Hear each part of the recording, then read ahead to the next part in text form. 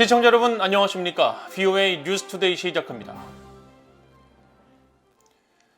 중국은 한국을 포함한 전 세계 곳곳에서 다양한 수단을 통해 악의적인 영향력을 행사하려 한다고 미국 하원 외교위원회 공화당 측이 지적했습니다. 특히 한국에서는 언론 협력을 가장한 활동과 공자학원 신설과 같은 공공외교를 통해 중국의 내러티브, 즉 서사를 홍보하려 한다고 밝혔습니다. 첫 소식 이조은 기자가 보도합니다. 미국 하원 외교위원회 공화당 의원들이 21일 발표한 중국의 글로벌 악의적 영향력에 관한 보고서입니다. 중국이 자금 대출을 빌미로 다른 국가에게 경제적, 정치적 영향력을 행사하는 이른바 부채 함정 외교 전략과 공자학원 신설과 같은 문화예술을 통한 소프트 파워, 그리고 개발도상국의 사회 기반 시설 투자 같은 경제력과 군사력을 통한 하드 파워를 어떻게 사용하고 있는지 상세히 기술됐습니다. 보고서는 심층 조사 결과 중국의 글로벌 투자와 상업적 노력은 전 세계 많은 국가와 국민들에게 부정적인 영향을 미치고 있다면서 이는 주로 중국의 약탈적인 1대1로 사업을 통해 이뤄지고 있다고 지적했습니다. 특히 한국에선 언론 협력을 가장한 활동들이 중국의 악의적 영향력을 행사하기 위한 행위 중 하나로 꼽혔습니다. 중국 정부는 표현의 자유와 정보의 자유를 위험한 것으로 분류했지만 중국 기관과 단체들은 언론 협력을 가장해 외국 기자들에게 교육을 제공하고 있다면서 동시에 지역 언론을 이용해 선전을 확산시키고 독립적인 언론과 언론의 자유를 강화하려는 지역적 노력을 약화하고 있다고 지적한 겁니다.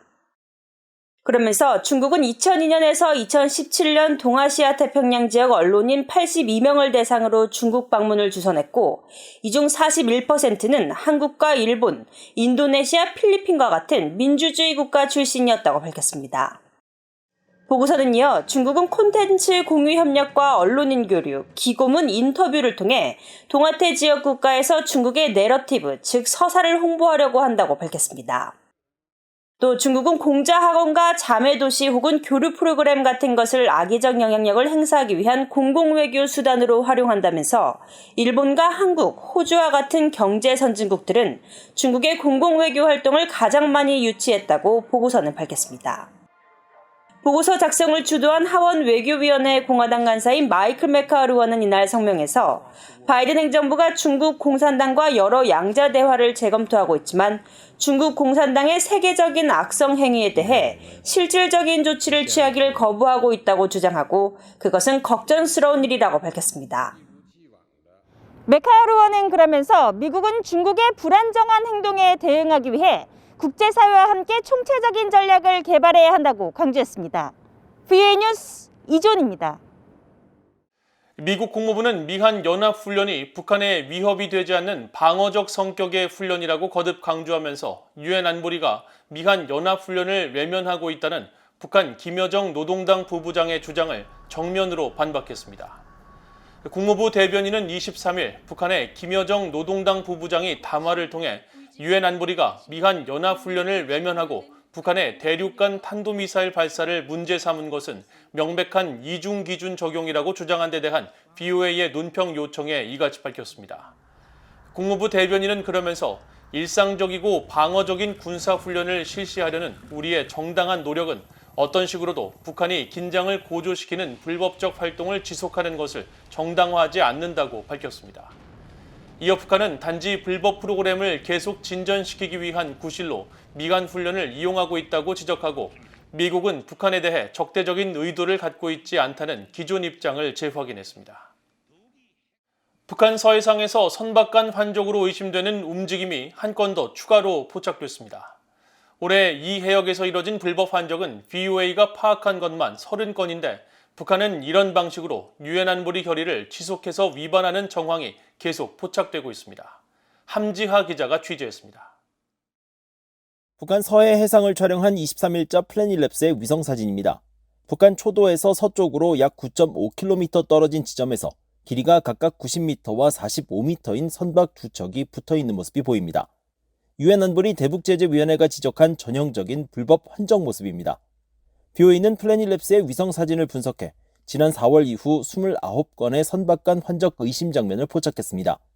이번 한 건을 더할 경우 북한 서해에서 확인된 환적 의심 사례는 올해에만 30건으로 늘어납니다. 앞서 유엔 안보리 대북제재위원회 전문가 패널은 연례 보고서 등을 통해 북한이 공해상이 아닌 자국 영해에서 선박 간 환적을 벌이는 신종수법을 동원하고 있다고 밝혔습니다. 특히 이번에 선박 간 환적 의심 행위가 포착된 북한 초도 근처 서조선만, 즉 북한 서해 일대를 새로운 환적지로 지목했습니다.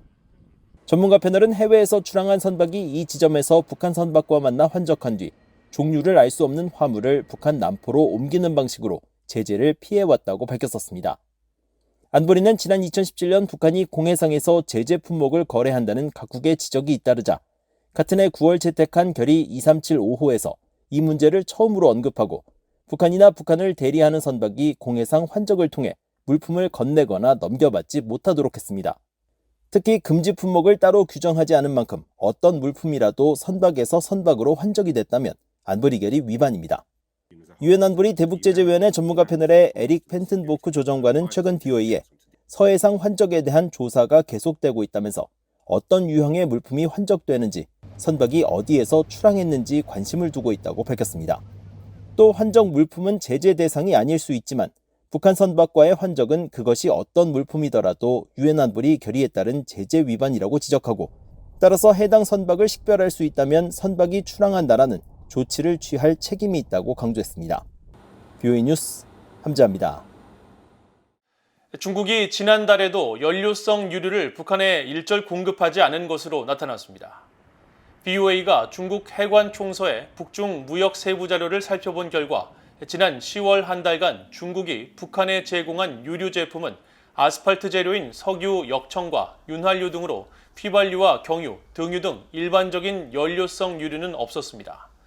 북한에 유류를 공급해온 러시아 역시 유엔 안보리 대북제재위원회 대북 유류 반입량을 계속 0, 즉 없음으로 보고하고 있습니다. 북한에 연료용 유류를 공급하는 나라가 공식적으로 없다는 의미여서 북한의 유류 수급 방식에 의문이 커지고 있는 가운데 앞서 BOA는 지난달 17일부터 이달 16일까지 남포 일대를 촬영한 위성사진을 분석해 이 기간 유류 항구를 드나든 유조선을 6척으로 집계했습니다. 또 남포 유류 밀집 지역에는 최근 완공된 지름 약 30m의 대형 유류 탱크를 포함해 지난 4년간 약 10개의 유류 저장 시설이 신설되고 유조선 접안 시설도 2개 더 추가된 것으로 나타나 북한이 공식 경로가 아닌 선박 간 환적 등 밀수 방식으로 유류를 반입하고 있는 정황으로 분석됐습니다. 20년 넘게 북한에서 결핵 지원 사업을 벌여온 구호단체가 북한의 국경 봉쇄 조치로 인해 대북 지원 환경이 크게 바뀌었다고 지적했습니다. 이 단체의 대표는 23일 BOA에 지난 2020년 1월 이후 방북 등 주요 대북 지원 사업이 전면 중단됐다면서 특히 북한 내 소통 창구가 단절됐고 북한 지원 사업에 적극 나섰던 인력도 감소했으며 지원 대상을 북한이 아닌 다른 곳으로 변경하는 단체들이 늘고 있다고 밝혔습니다. 그러면서 지난 2017년에는 북한의 핵과 미사일 개발에 따른 대북 제재가 인도주의 지원 사업을 어렵게 했다면 지금은 꽉 막힌 국경 때문에 북한 내 상황을 전혀 알 수 없는 현실이라고 설명했습니다. 핀란드의 최대 국제 원조단체인 핀란드 교회 원조기구도 이날 BOA에 북한의 국경 봉쇄로 대북 프로그램은 여전히 준비 단계에 머물러 있다고 밝혔습니다. 이 단체는 지난 2020년 6월 북한 어린이에 대한 식량 지원 사업을 위해 유엔 안보리 대북제재위원회로부터 27만 달러 상당의 물품을 제재 면제받았지만 북한의 국경 봉쇄 조치로 물품을 반입하지 못하면서 오는 12월까지 받은 제재 면제 기간 연장도 곧 만료될 예정입니다. 국제 시민사회 단체들이 유엔 총회 제3위원회가 북한 인권 결의안을 18년 연속 채택한 것을 환영하고 안보리가 북한 인권 상황에 대한 논의를 제기할 것을 촉구한 것도 높이 평가했습니다.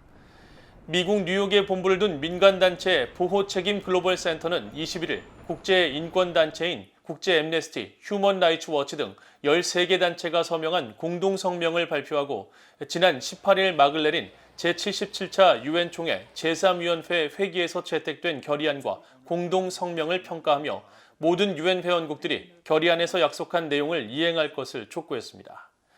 특히 북한 인권 결의안이 컨센서스, 즉 표결 없이 합의 방식으로 채택된 것과 유엔 안보리가 북한의 인권 상황에 대한 논의를 제기하고 유엔 인권 최고대표 사무소가 추가적으로 안보리에서 브리핑을 할 것을 촉구한 점을 환영한다고 밝혔습니다. 이들 단체들은 또 안보리가 지난 2014년부터 2017년까지 매년 12월 북한 내 인권 상황에 대한 공식 회의를 개최했지만 2020년 12월과 2021년에는 기타 안건으로 비공개 협의에서 북한 인권 문제가 논의됐다며 공식 회의 재개를 촉구했습니다. 이상으로 VOA 뉴스투데이를 모두 마칩니다. 시청해주신 여러분 고맙습니다.